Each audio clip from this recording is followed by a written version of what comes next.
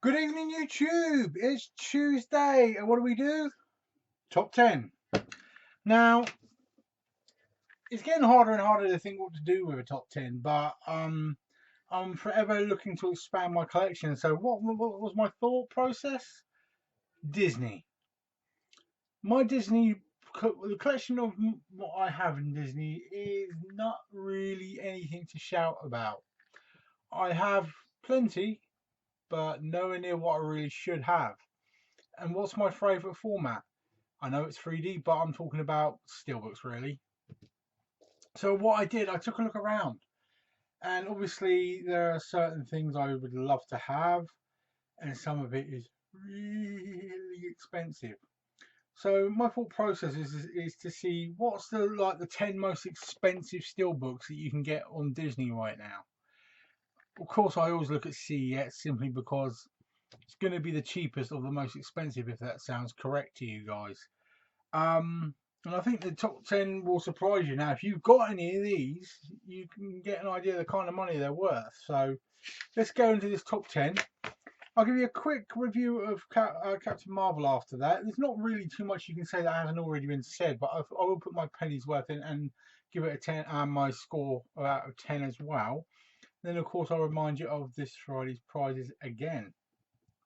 So, what was first? Number 10 was actually the 4K steelbook for Lion King. That's still going for 28 quid. Artwork's really good.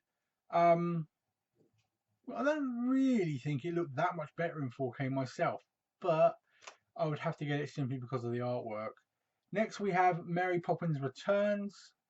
You can pick it up still brand new on Zavvi still for 32 quid, but you're looking at £30 for the steelbook of that one at the moment at CEX. So if you're going to mumble about a couple of quid, that's where you got to look at it. Toy Story 3 steelbook is going for 30 quid still. I mean, I've got them ordinary and I've got them 3D. It's going to take me a while to save up if I want them steelbook. Next, we have The Emperor's New Groove. Awesome film. If you have not seen it, please watch it. You can get Kronk's New Groove is the sequel. You can get them in a double pack really cheap now. But the steelbook, 32 quid. And the artwork is quite simplistic on that one. Next, we have Atlantis, The Lost Empire. Visually brilliant. Storyline, yeah, not too bad. £35, but the artwork is good. Okay, well, I would say that's one that's actually worth it. Now, the original Mary Poppins, when that was released in steelbook format, that is still going for 35 quid.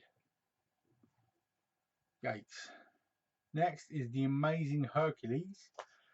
Brilliant steelbook, amazing artwork again. That is hitting at 40 quid at the moment. Toy Story 2 steelbook is going for 40 quid as well. So if you've got that, figure about trying to sell it on eBay. Next we have Aladdin. Now my local Eastleigh store has a copy of this. It was recently marked up at £50, but it's jumped down to 40. £40 for the Aladdin steelbook. Amazing looking. Bear in mind there is a re-release of the steelbook later this year, so that should go down a bit. And lastly, but most expensively, is Treasure Planet. Now, if you've not seen that film, get your ass and watch it now. Visually, wow, amazingly well done film. Artwork on this steelbook is amazing, but 45 quid amazing? That's a bit painful. But I guess that's why it's the most expensive, because it's probably quite rare. I've yet to see that one in the flesh, but a brilliant film nonetheless. So if I'm aspiring to get all the Disneys when in steelbook format as well, I think I'm going to need to start robbing banks. But you know me, I'll always try my best and see what I can get done. For once, I don't have any pickups today because we didn't go in any shops that were selling Blu-rays, which is a bit of a bummer, but hey ho, I think I've had a good run. Let's get on to Captain Marvel. Now, I watched this last night. I have to say, the hype behind this film is comparable to, I would say, Thor Ragnarok. The humour is about as close to Thor Ragnarok as you're going to get as well. By introducing a new character that is obviously going to flesh out the universe, I think they took a few risks with this film. Brie Larson,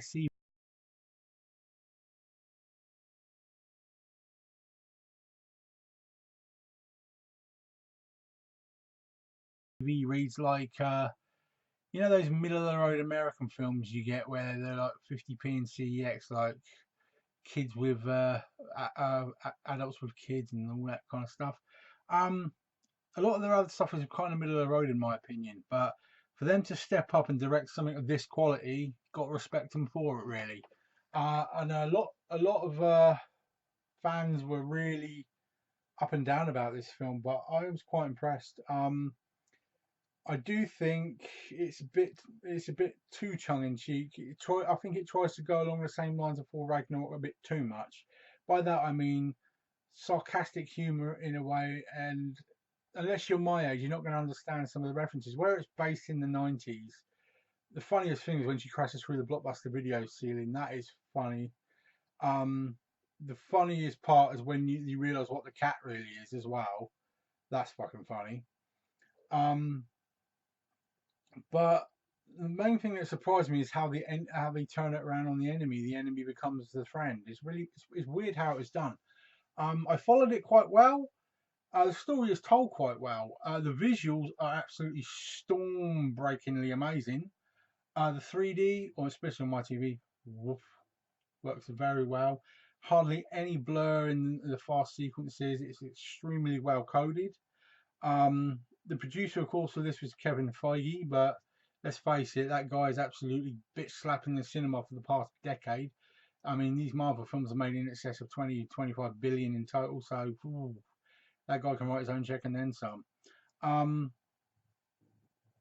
really, there's not too much I can say about this film that has not already been said. It's an amazing addition to anyone's collection. I can't wait to see what she does in Endgame because I have not seen Endgame, but I have got it in 4K Steelbook and 3D Steelbook coming on September 2nd, and I will watch it in 4K. Then I will watch it in 3D. Yes, I will spend those 6 hours and 4 minutes doing that because I'm that sad. But if I had to give this film a score right now, you're looking at 8.9 out of 10. A solid effort. Let down slightly by, to me, copycat comedy. Some of those bits made you groan a bit, but all in all, it works very well.